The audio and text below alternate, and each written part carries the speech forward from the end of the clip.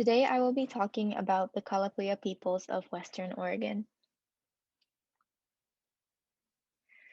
So the Kalapuya peoples are a Native American ethnic group in Western Oregon, and the major tribes of this group lived in three different regions within Western Oregon. So in the northern region, as you can see in the map, there were the Tualatin, Yamhill, and Ehanchuk tribes. In the Central Valley, there were the Santiam, Lukamute, Tecopa, and Chinnapinefu tribes, and in the Southern Willamette Valley, there were the Chemafo, Chelamela, Chaffin, Paiute, Winefelly, and Yoncalla tribes. So the Kalapuyan people spoke three main languages: the Northern Kalapuya, Central Kalapuya, and Southern Kalapuya. But these languages were similar enough that speakers of separate languages within these three languages were able to understand one another. Today, the descendants of the Kalapuya peoples are members of the Confederated Tribes of the Grand Ronde Community of Oregon. Now I will be talking about the lifestyle of the Kalapuya peoples. So the Kalapuya peoples lived in bands, which were extended families of related males, their wives, and children. And each band usually had a headman or chief who was the most wealthy male, and the headman usually resolved arguments, settled collective debts of the community, such as those incurred in gambling, as well as provided food for feasts. The Kalapuya peoples were hunter-gatherers, where the men fished and hunted for food, while the women and children gathered nuts, berries, fruits, and roots.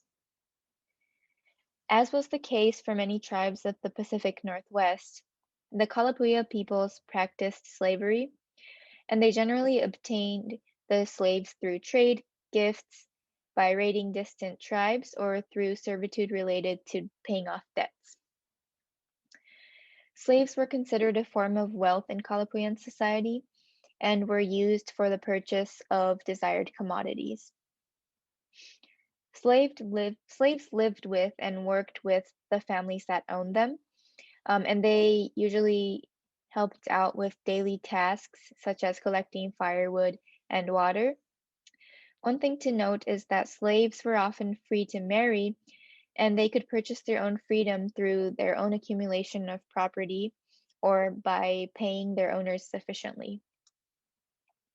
One resource that was vital to Kalapuyan society was obsidian, pictured on the top right here, which is a naturally occurring volcanic glass, and this was used to fashion sharp projectile points such as arrowheads and spear tips. So this image on the bottom right shows a variety of arrowheads that was excavated from burial mounds of the Tualatin Yamhill Kalapuyan area.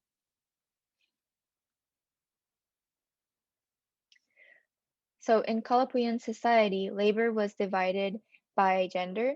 So the males, as I mentioned before, fished and hunted for food, and they also participated in warfare with neighboring tribes and manufactured tools and constructed canoes.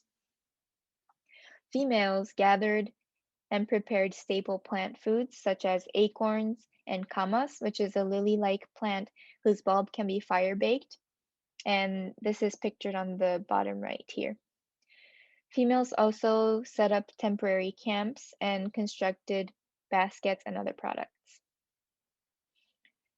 The Kalapuyan people spent the summer preparing foods for winter storage, and any excess food that was produced was taken to trade centers as they were members of the Columbia River Trade Network. And here the Kalapuya peoples traded processed camas with a variety of products such as dried and smoked salmon, bison, shells, whale, and buffalo. And belonging to this trade network allowed the Kalapuya peoples to specialize in the products that they produced.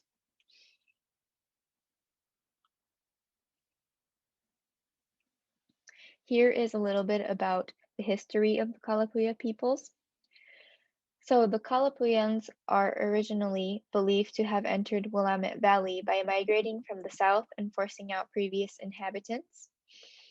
In more recent history, the first recorded contact with whites was in 1812 when a party of Pacific Fur Company traders, led by Donald Mackenzie, traveled through the Willamette Valley. And initially, the relationship between the white people and the Kalapuyan peoples were friendly, and this friendly relation lasted for around 30 years. However, between 1830 and 1833, a malaria plague swept through the Willamette Valley, which significantly affected the Kalapuya peoples and reduced their population due to mortality. So prior to contact with whites, the Kalapuya population numbered around 15,000, but by 1849 there were only 600 remaining. And tensions continued to grow between the Willamette Valley Native Americans and white settlers throughout the mid-1800s. So following the buildup of tension, in 1851, leaders of the Santiam Kalapuya tribe, including the second leader, Alkema, pictured here, negotiated at the Santiam Treaty Council over where they were going to live. And the Kalapuyans expressed their desire to remain on their traditional land.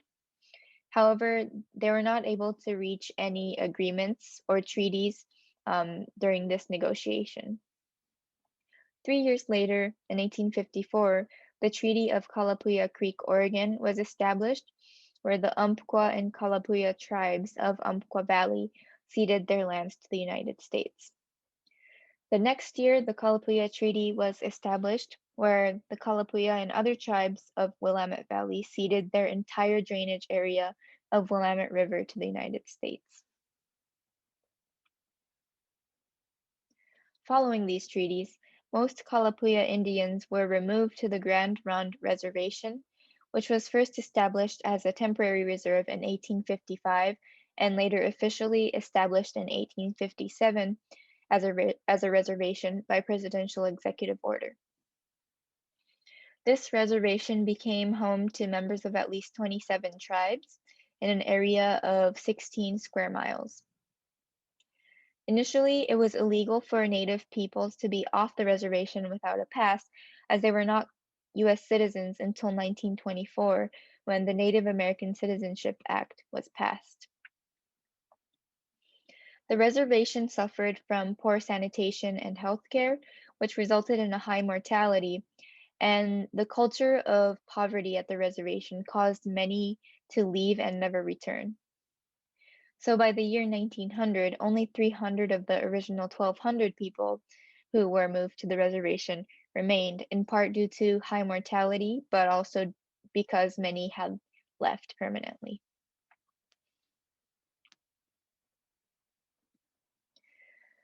The treaties established with the Kalapuya peoples and all other Western Oregon tribes were terminated in 1954 with the Western Oregon Indian Termination Act, where most lands of the reservation were sold and all services provided by the government to the Native Americans were removed. However, 20 years later, the Kalapuya treaties were restored through two sets of restoration bills in 1977 and 1983.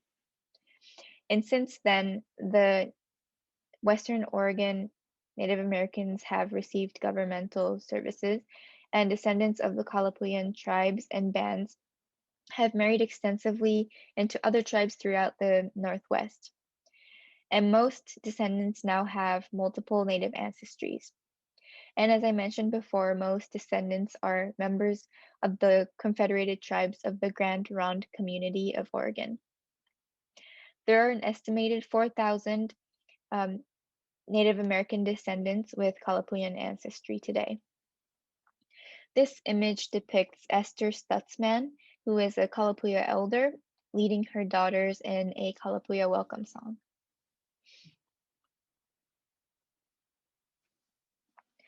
The Confederated Tribes of Grand Ronde strives to pass down the culture and traditions of the Western Oregonian Native Americans, And they do this through a variety of programs.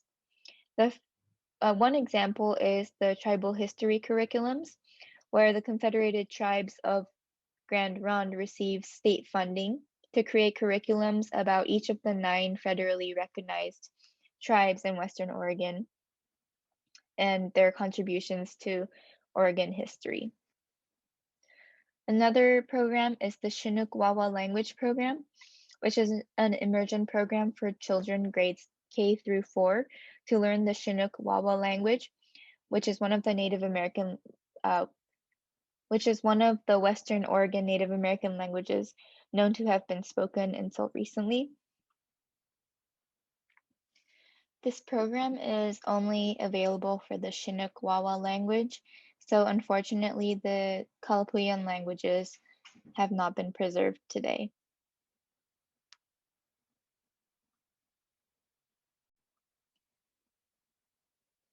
And every year the reservation hosts powwows and a round dance, which are both traditional celebrations in Native American culture.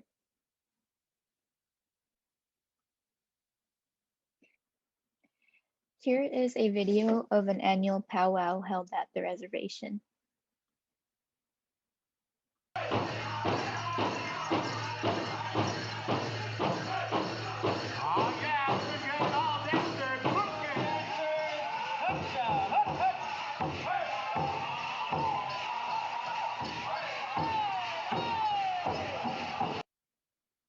So through programs and events like these, the Confederated Tribes strives to preserve the culture and history of Western Oregon Native Americans. Check out these resources if you are interested in learning more about Kalapuya culture and history. And here's my bibliography. Thank you for listening.